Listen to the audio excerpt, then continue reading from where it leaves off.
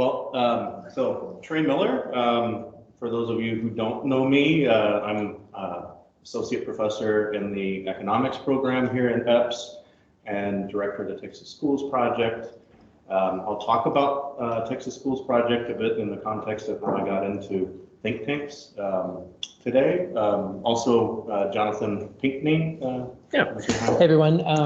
For those of you who don't know me, my name is Jonathan Pinckney. I'm an assistant professor of political science here, just finishing my first year here. I'm not the director of any projects, but my general research focuses on protest, nonviolent resistance, peace building, and democratization. And both of us started our careers out of graduate school at think tanks, different, kind of policy domains, so different experience in different organizations. So Dean Holmes and Do Young asked us to put together, an event talking about and sharing our experience at think tanks and potential opportunities to work in that space. So that's what we'll do today. I'll just start here. I thought I would, kind of, some of you might not know much about think tanks, so I went to Wikipedia to see, what the definition they have on Wikipedia is, and it says, I think it's pretty good. This is about what I would say. The research institute that performs research and/or advocacy, and those are two separate but related concepts. Some think tanks do more of one versus the other. Concerning though topics such as social policy, political strategy, economics, military, technology, and culture. So most think tanks are nonprofits, non-governmental organizations, although there are some that are specifically housed within government agencies. So there's a lot of the work is often in service of government agencies if you're in a non-governmental organization. Sometimes it's more for foundations and funders, but think tanks vary a lot. There's lots of differences across different think tanks. There are some that are explicitly, kind of nonpartisan and strive to provide objective information to guide policymakers in decisions using, research-based evidence. Others may be affiliated with a particular political party or cause and be more in the area of advocacy, oftentimes drawing on research to make specific, cases for policy in a particular domain and with a particular political bent.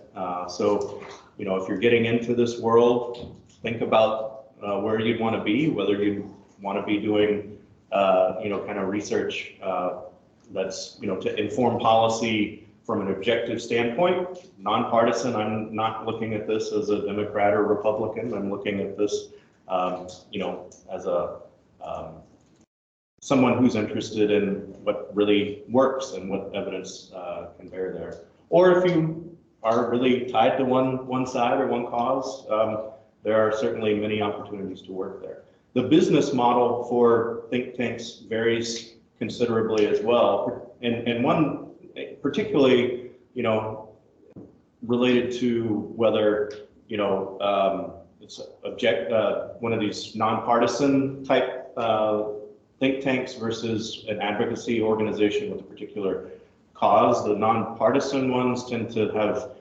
grants and contracts similar to what oftentimes a research faculty at a university might pursue. Those that are more in the advocacy space with a particular political bent oftentimes are funded by donors or corporate, someone in their constituency that wants to see, is aligned with their cause. There's some mix in both cases. Nonpartisan research organization can accept money from different cause for objective research, right? And that happens often, and vice versa. Also, a particular dimension that's really important for the business model of a think tank is, really the policy domain that organization focuses on.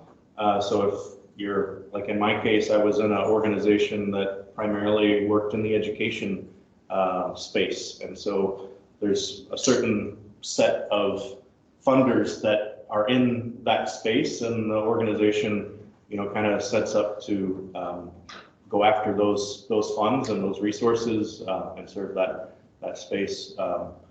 It would vary and be quite different in Jonathan's world, in a different policy domain. I think that's a good definition. I'll hand off to Jonathan to continue. Okay, so we wanted to talk for a minute about why you should think about think tanks, why think tanks are important. And starting with the bad news, I won't spend too much time on this. I think this is probably something that's been brought home to many of you before.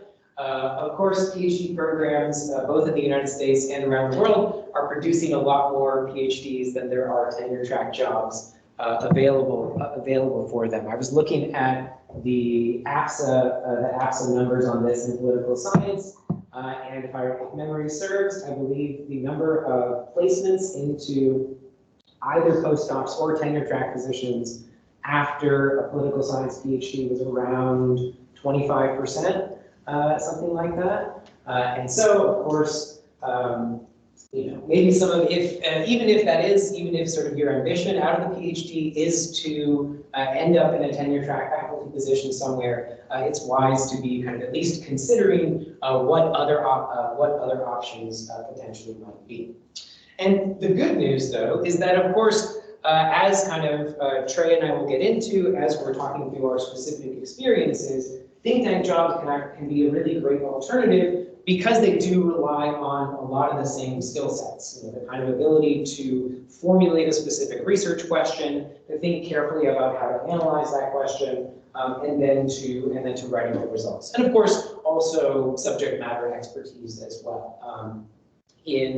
We're all in the social sciences to some degree, and so there are think tanks. There are people who are doing more policy-focused work in pretty much all of the realms that you might think about. And what makes those even more attractive is that they usually pay better. You're usually going to be making more money in this world than you would in academia. That is true in my case. I don't know about Trey. And also, again, I think we all kind of come into this work with a diverse set of motivations, but certainly for me personally, and I would imagine for many of you as well, the reason why you went into social science and not, physics or chemistry or biology or one of the hard sciences is because, we wanted to have some kind of direct impact on the world, on making the world a better place, on impacting public policy in consequential ways. And while, I think obviously there are routes to do that through a traditional academic position, the think tank world provides you much more sort of direct options for that impact. You can be doing your research on 1 week, and the next week you are sort of directly sharing that research with the people who have the possibility to put it out in the world. I'll share a very brief anecdote about this before I get into my story. So actually, before I was in the think tank world, I was just a postdoc at this point, but I had the chance to kind of attend an event about political transitions after nonviolent revolutions with folks from the State Department and USAID. And I gave a little presentation about my dissertation work, and people applauded. It was all very nice, great, wonderful. And then someone raised their hand and said, "So I work at USAID. I'm the program officer in charge of Sudan. This was 2019. So this is sort of right after the aftermath of the revolution in Sudan." She said, "And all of this this general stuff that you presented sounds good, but what I need to know is what should I do next month?" And I, I'm sure, just the deer in the headlights look like, oh God, I don't know, I can tell you how I ran my regressions. Like, I don't know what we should do next month. And I sort of stumbled through how to answer. But when you're actually in a think tank job, you have those kinds of conversations all the time about how should we actually implement these ideas that have been a little bit abstract in the past. Yes, please. Thank you, Chair. So, my specific path into think tank work started when I was in my PhD program. I was looking for money to do my dissertation research and got connected with an organization called the International Center on Nonviolent Conflict. They very generously gave me a grant to do the research for my dissertation, and as a condition for that grant, they fund both academic research and they do sort of more public policy work. They said, okay, well you can write your dissertation, but we also want you to sort of summarize the research from your dissertation into a monograph that would be more accessible to a policy-focused audience, so that we can kind of share it around a little bit more. So I wrote this monograph, When Civil Resistance Succeeds, Building Democracy After Popular Nonviolent Uprisings.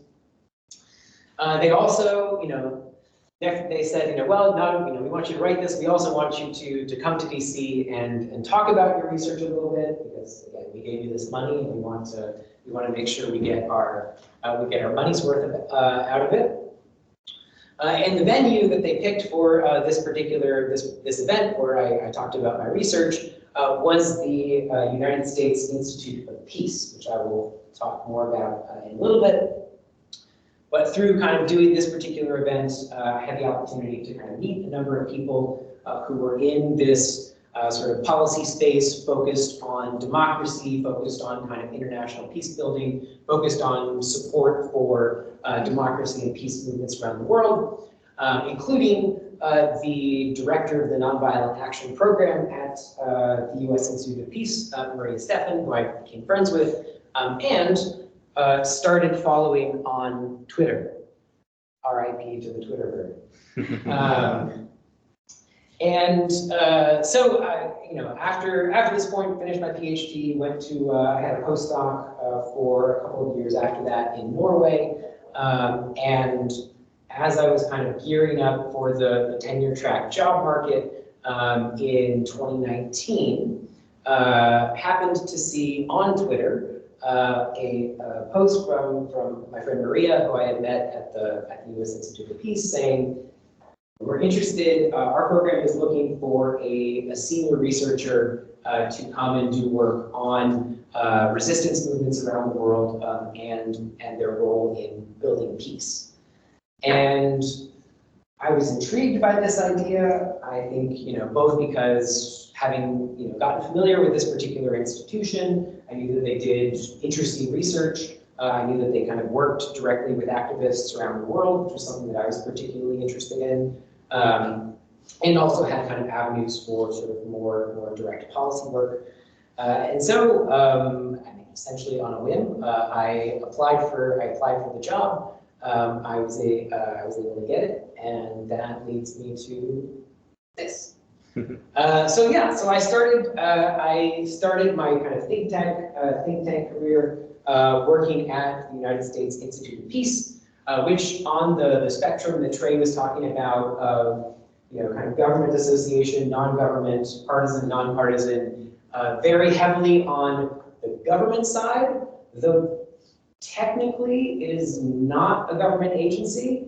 But it was established by an act of Congress. All of its funding comes through, there's a congressional appropriation that funds it, as well as interagency agreements between the Institute and USAID or the State Department or places like that. And legally required to be nonpartisan. It's in sort of the law that was passed in '84 that established it. That we were not allowed to be partisan or to do any advocacy work on U.S. policy matters as an organization, which led to some tensions.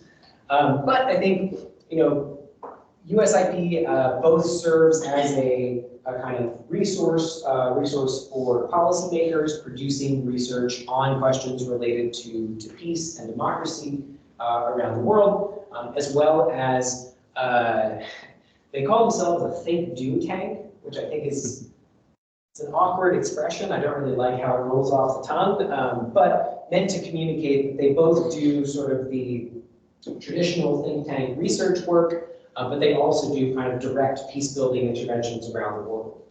So things like sending mediation teams to armed conflict, or in my case, training and working with activists.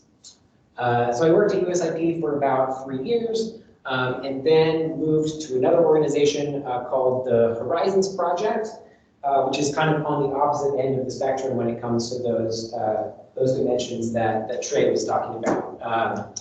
Entirely privately funded by foundation, but mostly by foundations and other large donors, and doing a lot of. I mean, we weren't directly affiliated with a political party, but our research focus was on combating democratic backsliding in the United States. And so I don't think I need to tell you sort of which political party liked our research more and which one didn't like our research more. So a very different structure in terms of fundraising, in terms of sort of who our constituency was, how we had to think about the audience for our research, and that sort of thing, which I can talk about in a minute. But keep going to the next slide, Trey. So a little bit about kind of what the kinds of research that I was actually able to do in these positions.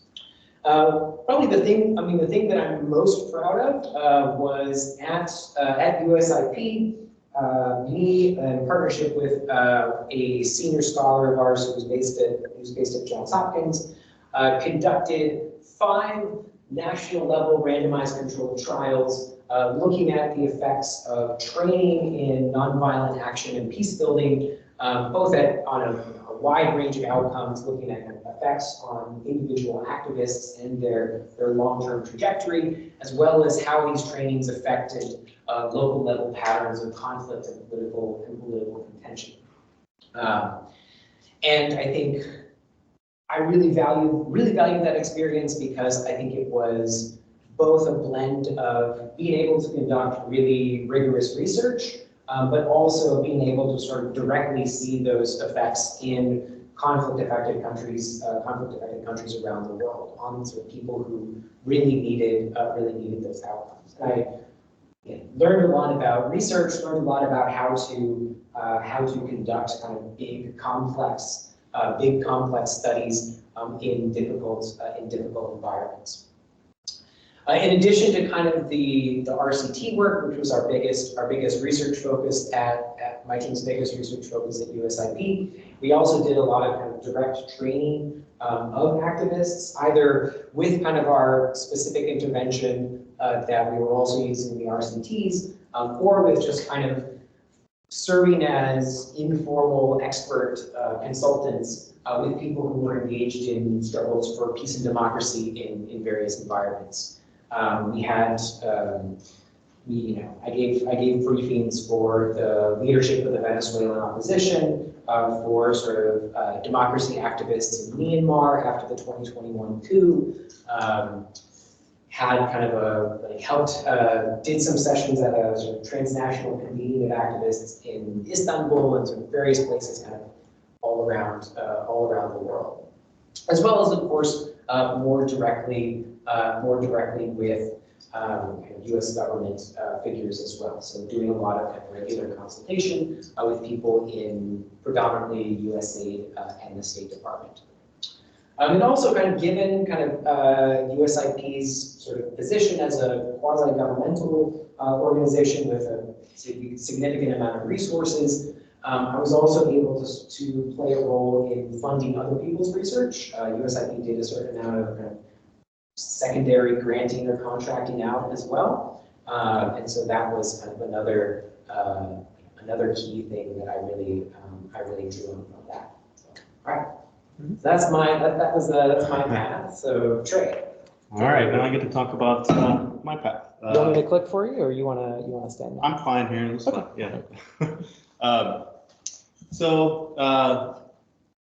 I started Stanford economics program way back in 2003, PhD program in economics, wanting to do industrial organization. Very much not what I do today. I got to Stanford. I learned pretty quickly that the IO that I learned as an undergrad was not what the IO that people were doing in graduate school. I had friends doing dissertations on the sewing machine market in the 1850s, and because they had data and it fit their model, and I said, it's not really what I want to do. So I did some soul searching, right? I was trying to figure out what I wanted to do. I got involved with this was it's called the Stanford Institute for Quantitative Study of Society. It was an interdisciplinary research organization at Stanford, headed by Norman Nye, who actually started SPSS back when he was in graduate school. So he was self-funding this Stanford Institute for Quantitative Study of Society. But we had a number of different research projects, but all interdisciplinary teams from across the social sciences. We had, economists, social scientists, people from education, psychology, and I really enjoyed that environment. I enjoyed working with people coming to questions with, kind of different perspectives and methodological training.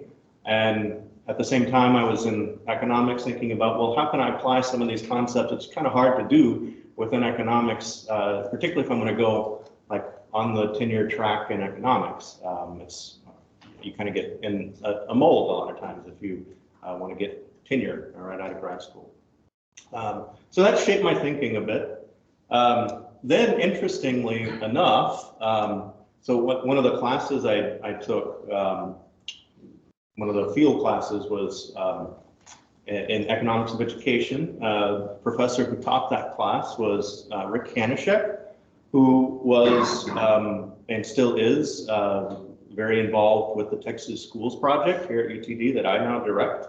And so I actually spent a summer, 2005, here in Dallas at UTD, working at TSP with the same data that I work with now.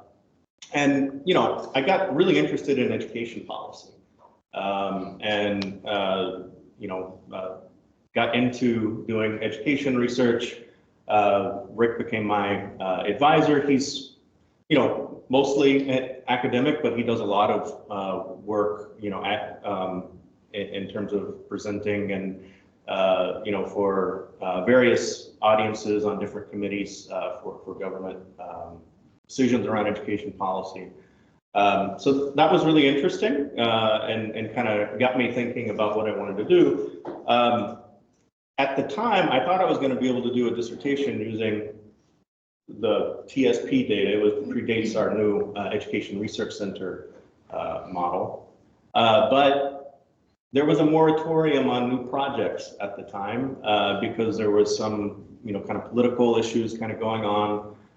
So only projects that were already ongoing could be started or could continue. So I was kind of at a loss of how I was going to, leverage this data that I learned how to work with and got some experience working with Rick on this project. And this opportunity came up the next summer. So someone at the Texas Higher Education Coordinating Board reached out to Rick and said, do you have any students that would like to spend the summer here as an intern doing research? We have some questions around developmental education, things like that. So I said, yeah, sure, that would be great. It might, I'd learn some of the, kind of questions you have that y'all are facing. I can maybe get some data to do my dissertation if there's some topics that come up. So I went to Austin thinking I was mainly going to, get access to data for a dissertation. But I ended up talking with folks all across the agency, different staff, including the commissioner, deputy commissioner, just trying to understand like what issues they were facing and how I might be able to use the time I had there to help solve their problems. That ended up turning into my dissertation. So my dissertation was really driven by the needs of policymakers at the coordinating board, the questions they were facing. So one of the deputy commissioner said, you know, we really need something similar to the value-added models that Rick, you know, pioneered in K-12. We need something like that to, you know, evaluate and look at post-secondary institutions. They were being pushed really strongly at the time to switch to or towards a model of funding post-secondary institutions on outcomes rather than just credit hours. They actually have been successful in doing that at the community college level. The funding model today is now completely driven by outcomes. Post-secondary, the four-year colleges are still credit hour based. But, you know, I said, okay, let me see if I can do something there. Went, you know, developed some, you know, approach that leveraged ERC data to, you know, kind of look at outcomes, earnings, and completion conditional on the set of student characteristics at baseline. It's not the best, it's not perfect, but it was the best that we could do with the administrative data. While I went on to publish that in Economics of Education Review, it was really influential in the policy world, and talked to folks at the U.S. Council of Economic Advisors about that work when they were thinking about the education scorecard, trying to do the look at outcomes of colleges. So with all this in mind, right, I realized I really like doing this practical work. I don't want to publish research. I want to like solve problems. I want to do that. I'd like to be at a university. I'd like to publish my research in journals, but I also want to have an influence on policy and be practical. How do I do that? And I was torn. Do I want to go academia? Do I want to go work in a research organization? I had offers at universities as tenure track faculty, but then I decided to go to Rand. So Rand is one of the kind of most well-known think tanks in the U.S. Definitely in the objective, nonpartisan space. I wanted to, and I did leverage the relationships I had with the coordinating board that I built through my internship there to build most of my work early on. So I focused mainly on education research, but also did work in the national defense area, mainly on recruitment and retention of service members in the military, kind of leveraging some of my labor economics background.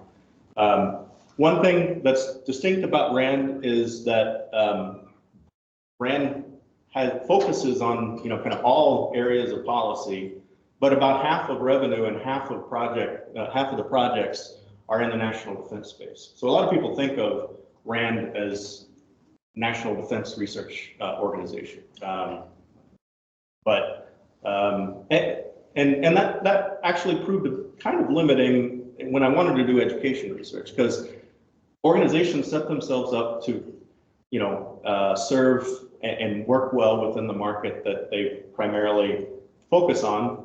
Rand was set up to do national defense contract research, right? And the education work that I was doing had to fit within the structure, and it's hard. So the cost structure was different. Made things challenging. That's partly why I decided to move to American Institutes of Research back in 2017. I was also working, so my wife finished her PhD at USC, and she got a job at the Texas Higher Education Coordinating Board. So I moved from Santa Monica, where RAND was headquartered, to Austin, and was working remotely for RAND. AIR had an office in Austin. They're also, basically the largest and most respected think tank focused primarily on education policy.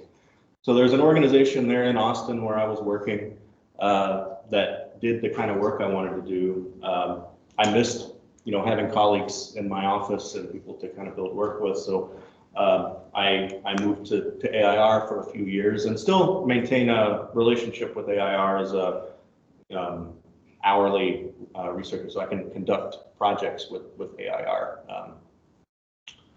And just some things that I worked on at RAND and AIR. So you'll notice the same with RCTs. I think one thing that research organizations are better oftentimes positioned to do are things like randomized controlled trials that take a lot of resources and a lot of staff, a lot of coordination.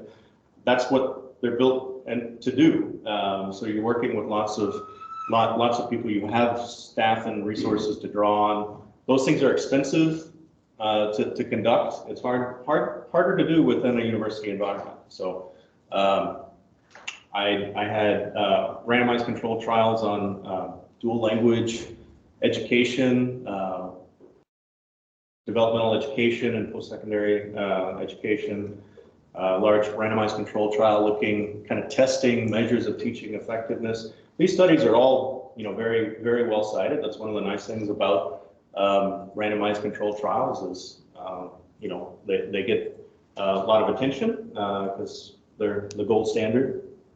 I did do quite a bit of work on military stuff. I had a project looking at the long-term returns to military service, where we were able to link the military application records to all, we had all the records on service members while they were in the military, but then we were able to link that to Social Security Administration data to look at, kind of earnings of those who were screened to join the military, but didn't and subsequently joined versus those who did join, and look at their earnings and education over their life cycle up to 20 years. So that was pretty cool. Some projects on education benefits programs, post 9/11 GI Bill, and then, like I said, recruitment and retention of service members. Did a lot of work more in the, kind of consulting type world, where I was advising foreign governments on education policy and reform efforts. So I had projects in the Middle East and Qatar and Abu Dhabi, and India as well. So that was really interesting. Had a lot of opportunities, to travel and direct influence on policy there. Did a lot of coordinating of research. So I led or co-led two large IES-funded research networks, one on post-secondary education and one on career and technical education. So these are there's like maybe 5 or 6 funded research projects on a core area that the Institute of Education Sciences is interested in research on. So in this case, it was strategies to support student success in in college, and then also career and technical education. So they'll fund 4 or 5 of these projects, and then they'll fund a network lead to help coordinate these projects and plan for concerted dissemination efforts and opportunities to learn amongst the projects. I was also had an opportunity to conduct research for the U.S. Department of Education regional education labs. So these are federally funded labs that are focused on regions, a set of states in the U.S., helping policymakers and practitioners like solve some problems they're facing, some issues they're facing, through rigorous research. So yeah, that's my experience. I think we're going to piggyback here. We're going to talk about our back and forth, back and forth. How much time do we have? Where are we? 39 minutes. Oh, okay. Time flies. Yeah. So yeah, I'd say we got a bunch of pros and cons up here of working in a think tank. And Jonathan and I kind of pulled these together jointly and realized that there was a lot of overlap. Like we had similar kind of viewpoints on what was good. I mean, I'll start with a few pros and then pass off to Jonathan. Yeah. So I really enjoyed, and this was what drove me to decide to go to Rand over university right out of grad school, was just that opportunity to focus on important policy questions right out of grad school. So I didn't like the idea of going on the tenure track and really having to be laser focused on getting tenure, and so I didn't. I wanted to focus on those policy questions that I was, learning about from actual, practitioners and policymakers in the field. I like that, and here that's what you're supposed to do, right? You can still do research and get research published, and I think I got tenure here based off of the research record that I produced over 14 years at a graduate school. It took a little bit longer to amass the same kind of publication record that I have I would have had at a university, but that policy focus was really, really fun early in the career. Also learned how to get research funded, right? It's a crash course in learning how to get your research funded. If you don't get your research funded, you have to work on kind of what other people have for you to do, and sometimes it's not as interesting as what you might want to do, or at least to you, right? So yeah, brought that skill to TSP, and I think Jonathan's probably doing the same in terms of writing grants. So I'll pass off to you. You can piggyback. Yeah, I mean, I think we both sort of mentioned this a little bit informally when talking about the RCTs that we were able to do, but I was shocked at the scale of resources that are available in these kinds of jobs, in part because, no shade against any, but universities make it very hard for professors to get money, much harder than it needs to be. And so, yeah, I remember sort of an early conversation when I was at USIP where we were talking with some of our State Department partners, and they just mentioned like, oh, we found out we have an extra $600,000 in the budget that we weren't anticipating. Do you want it? And just like that. And that was what funded. That was a big chunk of what ended up funding one of those RCTs. And so yeah, the kind of creativity that's available to you in the sorts of research that you're able to do is just very different in these kinds of jobs, because if you're an academic, yes, you can get very large grants. It is possible, but it is more sparse, and the opportunities are much more sparse. Yeah. So I'll shift a little bit to some of the cons. Yeah. Because I think this actually directly relates to this. So you have a lot more, in some ways, you have a lot more flexibility because you have a lot more resources, but also those resources are very, very dependent on the priorities of whoever your funder happens to be. And so if you are, so like in my case, being at USIP, it was very much focused on these like political crises of the moment. So I don't know if any of you have spent much time in Washington, D.C., but it's a town that is always very focused on like one thing. And it's like, especially in like international relations, it's like, this is the conflict that we care about this week. So like right now, I'm sure everyone is talking about how they need to put more money into research related to Israel-Palestine. And so there was a lot of, people trying to say like, okay, well, I study X topic. How can I just kind of like fit the square peg of my research topic into the round hole of whatever it is that people in DC happen to be talking about right now? And also, I mean, a lot of this, the money also comes with a lot of kind of bureaucracy and complications as well, like lots of red tape, the sort of inanity and insanity of the U.S. government's like funding cycle and fiscal years, and the possibility that, you know, people in Congress might just decide they want to shut down the government for a couple of months. And so, you know, there's a lot less kind of, there's less autonomy, both in terms of the questions that you're looking at, and sort of those larger resources come with strings attached that you have to be thinking about. And those are somewhat different depending on what your funding model is, but the strings are always there, are always there to some degree. You have to do a lot more, and again, this was certainly my experience, and I'm curious what you think, Trey. You have to do a lot more sort of management and supervision as well. So there's a lot less time to just sort of sit in your office and work on a paper.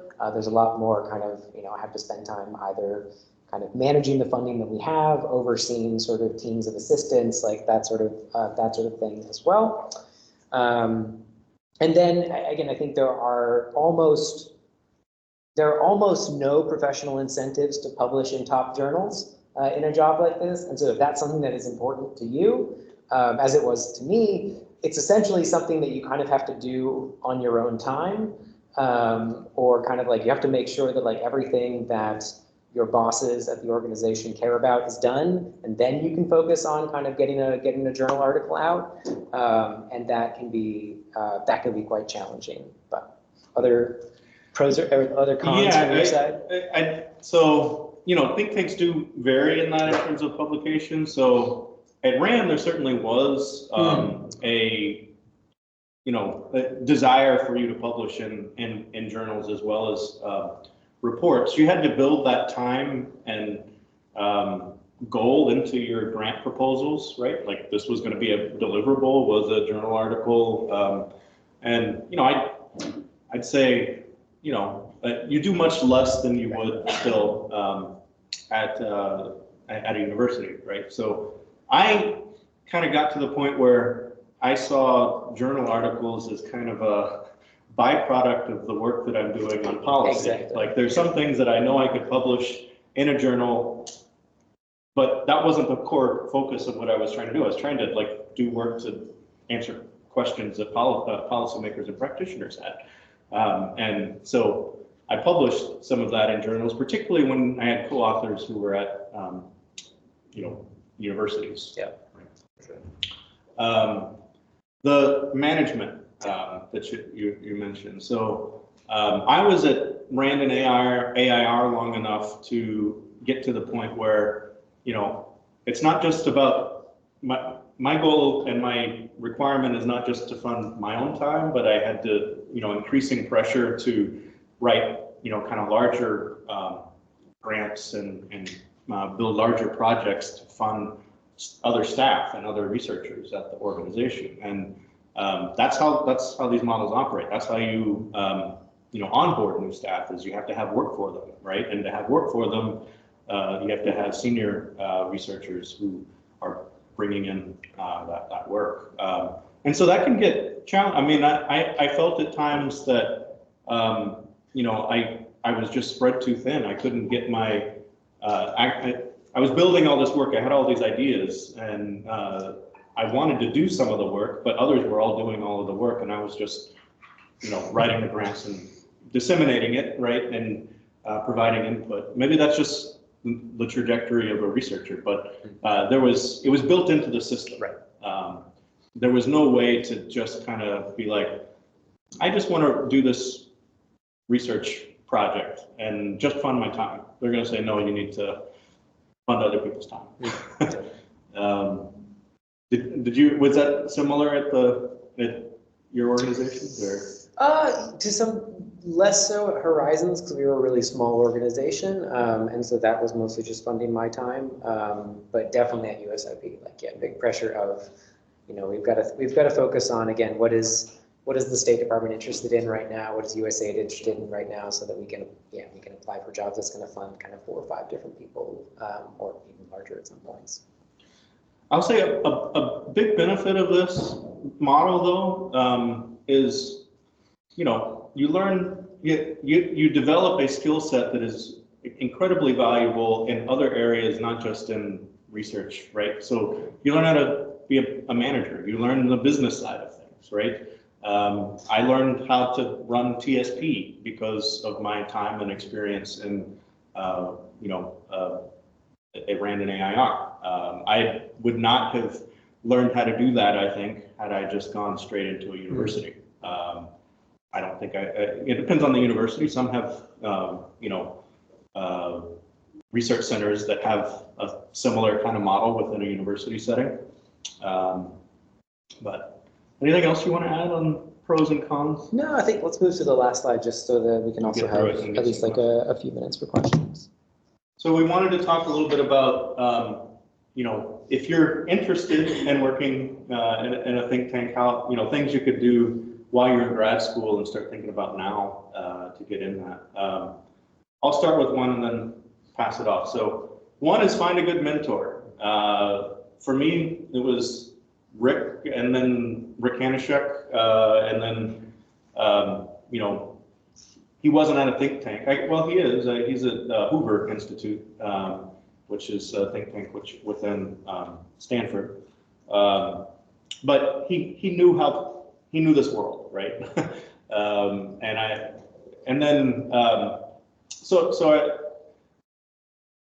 It's very different world than just publishing journal articles. But there are people at universities like Jonathan and I know others who, even if they're mainly writing grants and have funded research, having that experience of working on funded research projects with deliverables and seeing how that works is incredibly helpful, because that's what your world's going to be like coming out. And that experience is really, we always look favorably on that when we're hiring new candidates. It also can help connect you to opportunities, like Rick connected me to the coordinating board, and kind of led to my career here. Yeah, so the second point we have is on internship and applied scholarship opportunities. I mean, I think we both threw up a couple that are specific to our particular realms, but sort of the more general piece of advice being, there are a lot of folks out there who recognize the gap between academia and policy and try to kind of connect people across those realms. And so finding programs that are seeking to do that in your specific research area. I mean, so in my case, USIP, where I used to work, has a program called the Peace Scholars Program that is specifically for folks in later stages of their dissertation. It's a year-long project, comes with both grant funding for dissertation research, and then also kind of connection with policymakers in DC. That's specifically if you're focused on peace building. The Bridging the Gap initiative is sort of more broad political science, somewhat of an IR focus a little bit, but they have kind of scholars across political science, which again, it's kind of they have a number of different programs, mostly for PhD students or kind of early career professors, focused on kind of socializing you into the kinds of writing, public speaking, et cetera, kinds of skills that will serve you well in these kinds of domains, as well as networking you, connecting you with policymakers as well. You want to take the? Sure. Talk to policymakers and practitioners in your area. So for me, that was people at the coordinating board that helped me kind of develop my research agenda that I continue, today, still have those relationships. This really just kind of like helps you learn what questions, these organizations are facing. I'll say it helps you stay ahead of the agenda of a lot of scholars at universities.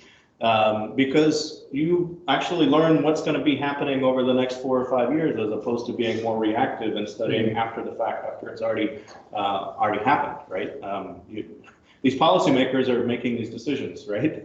And so if you understand the questions that they're facing, you can be ahead of the curve.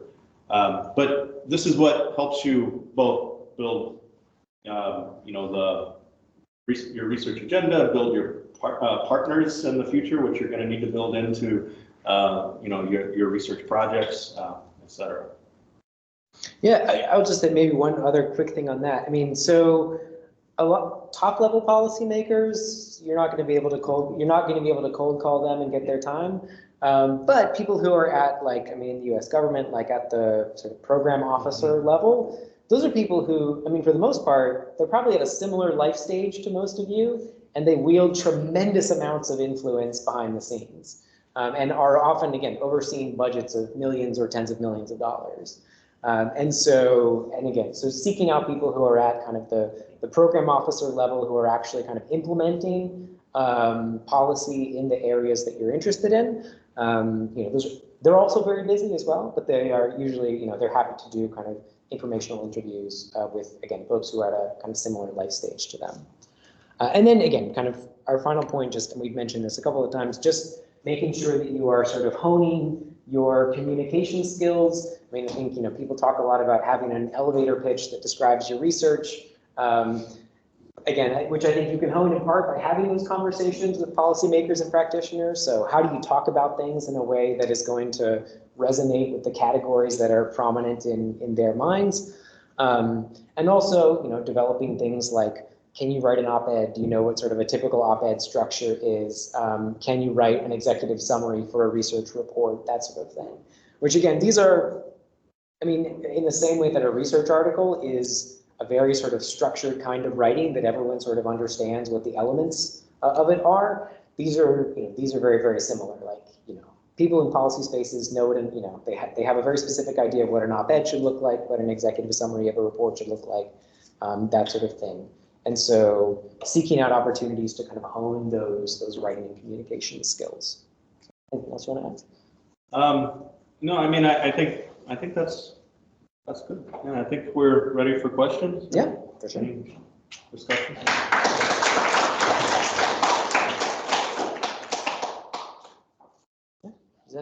Yeah, so thank you so much for the talk. It's very interesting, especially because I think many of us in this kind of department actually in here would within a PhD program, and we might have ideas about some kind of thing. And for me, that's the case for sure.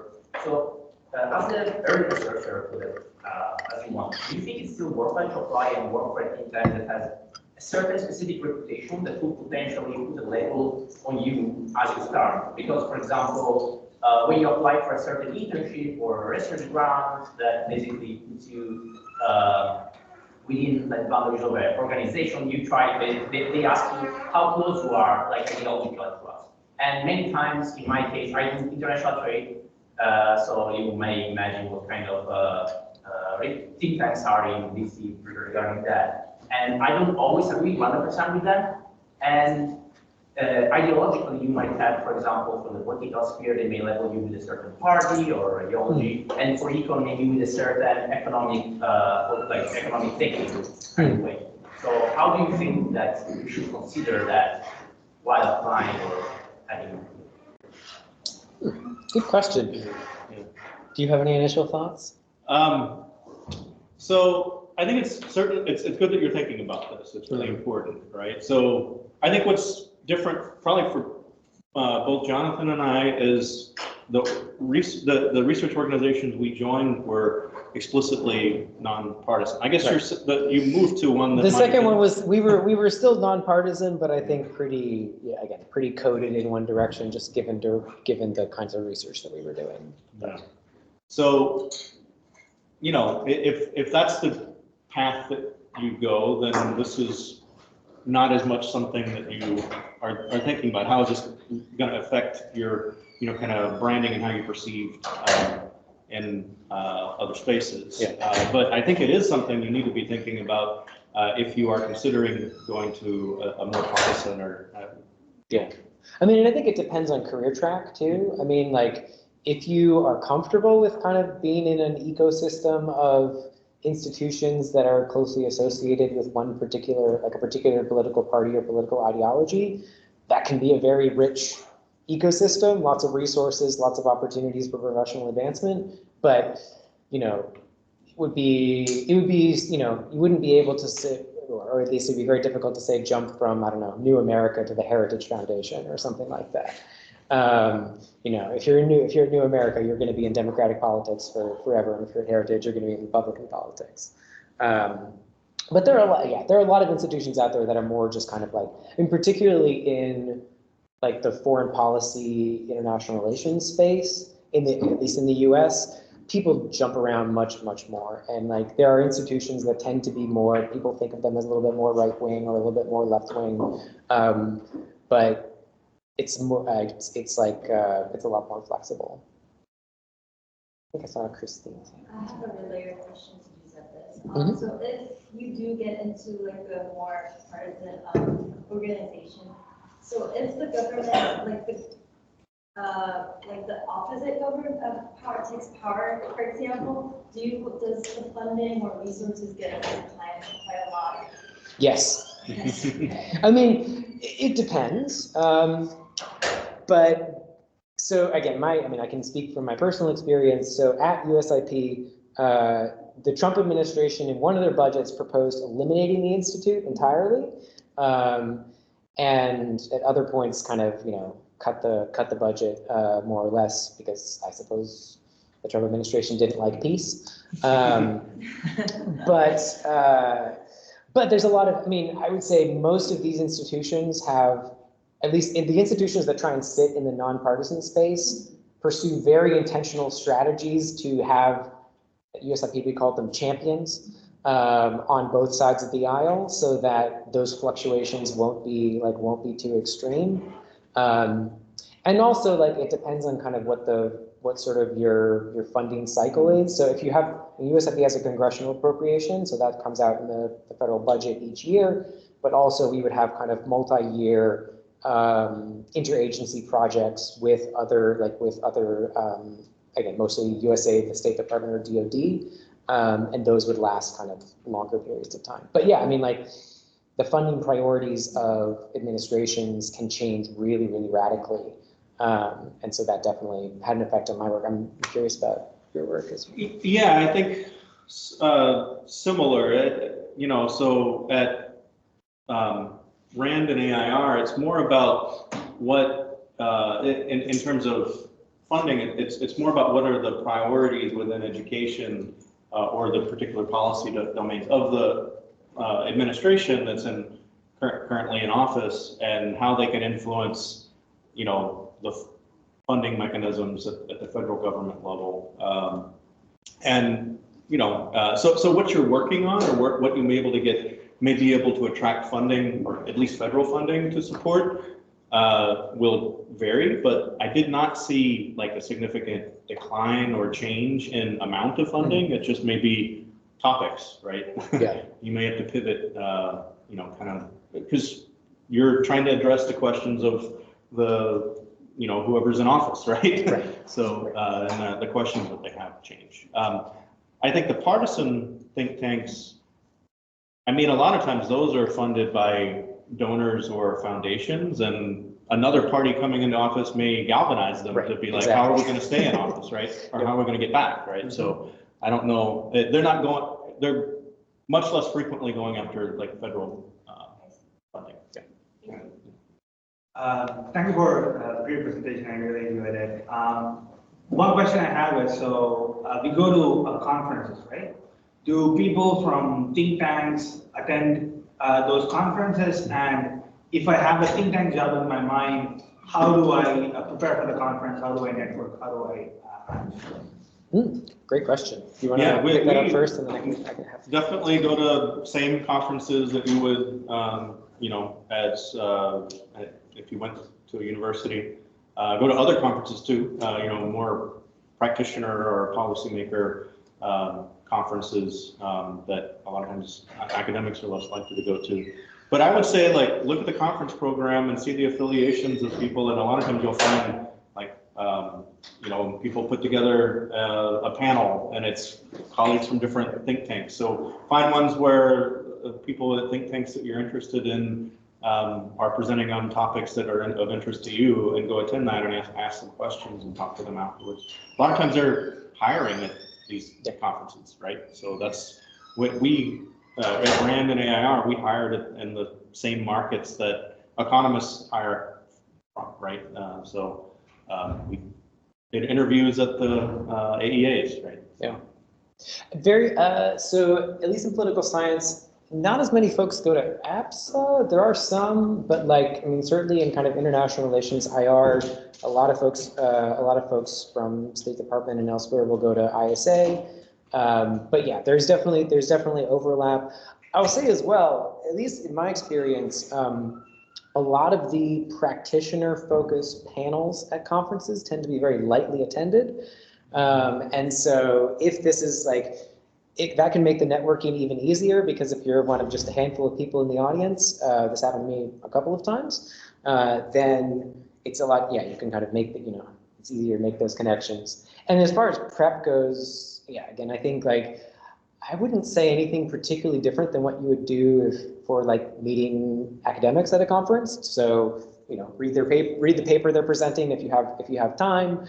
Look up a little bit about them and what they're focused on, and be ready to ask questions. Be ready to have that elevator pitch about your own research, and be able to have a good conversation about it with them.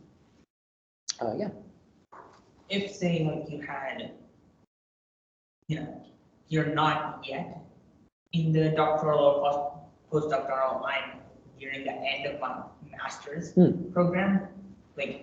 Do these internships for, say, Rand or AIR or Institute of Peace, do they say that, hey, you need to be somebody who's in the PhD program looking directly for funding for research in order to even begin to try and build these connections? Do you, I want to eventually be the policy leader. I want to be able to write policies, sort of be in sort of the mover and shaker sort of position.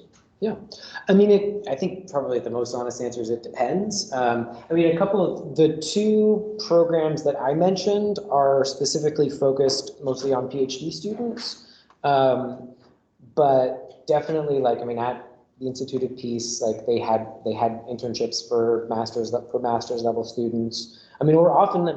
Often that's where they're doing entry level hiring as well. And so coming out with your when you finish your master's degree, that's often when you can go into these kinds of jobs as a entry level researcher. And then potentially, I had several colleagues who pursued this path. You can work on your PhD concurrently with being already working in this kind of. That's what I was thinking. Yes. Very, similar, kind of response, and that what's nice about these organizations is they often hire, they leverage staff at all different, kind of levels, right? Exactly. So, and bring in research assistants, researchers at master's level, et cetera. They vary in the extent to which they do that. So there's certainly opportunities. A lot of the people at, kind of master's level, that's a entry job at AIR, for example, and a lot of those students, they end up getting effectively their dissertation, they decide they want to be a researcher in order to advance to be a principal investigator or project leader. You end up, needing at some point to get your PhD. And so, there's a tuition reimbursement program at AIR, and then you can keep working half-time. So instead of looking for funding at, EPS for your dissertation, they basically will fund your dissertation as part of the job. And you may switch from full-time to half-time working at AIR, but there's certainly opportunities like that in the space. Yeah, and a lot of like larger organizations will have, if you're at like a smaller think tank, they probably wouldn't have a tuition reimbursement program, but sort of a larger, like AR, USIP had a tuition reimbursement program as well. So if you're at one of these larger institutions, then they see that as funding kind of professional development that is useful for them. And RAND, for master's level people thinking about a PhD, there's actually a PhD program in policy analysis at RAND, the Party RAND graduate school. So that's one of the interesting, attractive things about RAND. So in some ways, that's similar to the AIR model, but they've internalized it at RAND and offer a PhD program. I was just gonna say, so I realize we are 10 minutes over. I'm happy to keep chatting and answering questions. Yeah, no, I am too. And so, you know, don't feel like you have to stay if you have to go for something, but we're happy to keep chatting. Yeah. Can I have one more? Yeah. Perfect. Well, I think, sorry, and then. You bet. Okay, so I have two questions. So first question is that you said that both of you had journey regarding getting into the think tank either through your work, presenting your work, or getting through your leveraging your contacts. But my first question is, are these the only two ways, or there are other ways to get into think tank? And secondly, if you start with a think tank and then go to academia, or in the second scenario, just start with the academia, how different is the growth curve? If you know, so. So in terms of path in and out of think tanks to academia, I think that varies by organization quite a bit and by policy area. At RAND, it's fairly common. I'd say half of there were 10, we hired 10 economists the year that I started, and at least half of us are now at universities as faculty. At AIR, it's probably harder. So you know, RAND, you start out, you know, writing your own grants pretty early, and you can write grants that lead to journal articles, and you get known in similar spaces as people in academia. Or you could go the complete opposite route and only do policy stuff and not publish in journals. It's either is totally fine, but there's a natural path into back to academia if you want. AIR, you tend to start working on larger projects at a junior level, and it takes a long time to get to the point where you're a PI. I just started at a point, having had my experience at RAND, where I came in at that level as a PI, right, as a senior scholar there. So, yeah, different organizations have different, you know, opportunities. I think both organizations are often interested in hiring people out of academia. You know, and there are people that I have lots of colleagues that came from a position at a university into either RAND or AIR. So that's possible and maybe easier, but also if you come in at a senior level without the experience of working in that space, it can be a little hard to get a foothold, I'd say, for some of the people. Anyway, that's and I think so. The two paths that we described are definitely not the only two paths in. Like, a lot of people end up in these kinds of positions, just they saw a job ad, they applied for the job ad, they ended up getting it. And so, you know, I think just a very typical kind of employment path is also very, very, you know, it's very typical. I do think, I'm not sure what it's like in your space. I feel like in kind of definitely like IR, peace and conflict, that sort of thing. There is a lot of like, they are somewhat maybe not insular is the right word, but like people are very closely networked, and they kind of like all know each other. And so having some personal contacts is very, very helpful. Because the jobs are very competitive, and kind of they're very close social networks.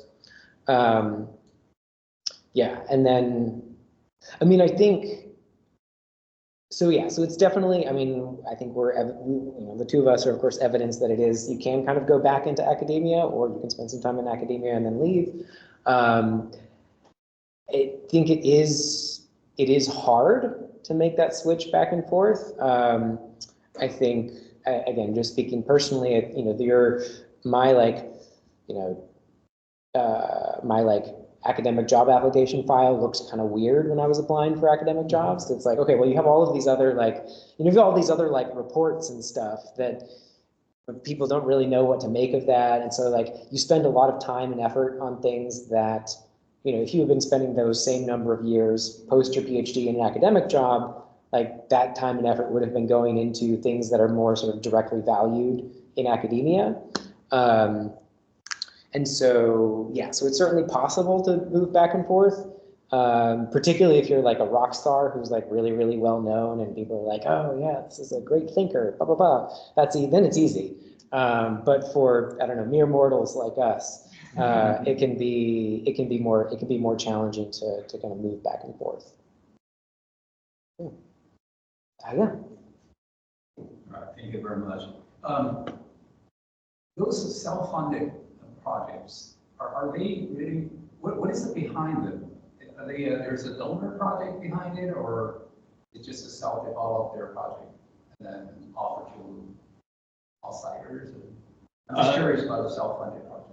So you always have to find some organization or someone to fund a project, right? So that could be even more so than at a university, because at least for if you're a professor at a university, the university is presumably paying you to teach as well. Whereas in an organization like this, a lot of the time, 100% of your salary or a large proportion of your salary has to be funded through your own fundraising. Yeah. Yeah, so a lot of times that's, responding to calls for proposals for either contract research or grants. So you're very attuned to the grant cycle for, in my case, U.S. Department of Education, Institute of Education Sciences, as well as a number of the foundations that fund research in the education space. And the REL contracts, right? So I mentioned the regional education labs. A lot of AIR's work was in that space. So there's built in, every year that these opportunities are going to come up. And then there's also the stuff, where I talk with folks at the coordinating board about what they're interested in and what questions they have. They have the budget to fund work. It usually wasn't enough to cover our projects at RAND or AIR. So in that case, it might be a little bit of money from the coordinating board, but then we go together to collaboratively to other foundations or donors and pitch a project and develop funding collaboratively, right? Yeah. Does it mean there's always a donor project to support those self-funded projects? Is that how it works? Do they come up with the project, for example? They say, oh, based on our experience, years of experience, we know kind of preempt. So these are the issues we want to spend money and recruit researchers and PhD students. So that would be like contract research, there's a call for proposals for to do this evaluation of this particular program, and research organizations like RAND and AIR will put together teams to try to do that work. And there's certainly a large amount of that. There was a lot more of that at AIR than there was at RAND. AIR, how RAND was set up really and to do defense contracts of that nature. AIR was really set up to do the education contract research. You need a different structure to do that kind of work efficiently and effectively. And so there's a lot of that kind of work. But. Yeah. And again, I agree with everything that Trey just said.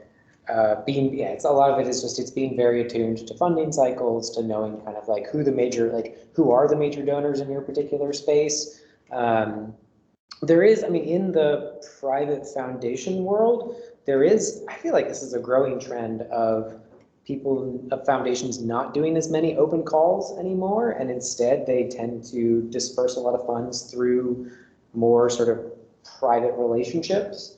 That was certainly the case in my job at Horizons. We did some kind of responding to requests for proposals and kind of writing out your standard kind of grant application. But a lot of it was also just like building a lot of relationships with people at places like the Democracy Fund or the Omidyar Network or Humanity United or these other kinds of like, typically those are, if they are foundations that are run by like they're private foundations that are run by sort of a relatively small group of large donors, or maybe in some cases like one donor is the person who's funding everything, then that tends to be a lot more about kind of relationship building. But yeah, kind of the bulk of it is about knowing when they knowing how to write a grant proposal, knowing when to write a grant proposal, knowing kind of who are the main people who are going to be sort of putting out calls for proposals. Is that fair to say that usually, or most of the time, it will be just a one person's show? So you kind of go there to lead your project, maybe a couple junior researchers to help. So primarily, there's only one person who leads the project, or a group? Well, there's always an API of any grant or contract, but there can be certainly co-PIs who are jointly, collaboratively leading a project. But yep. Yeah, I agree. Very good. Thank you. Great, thank you so much.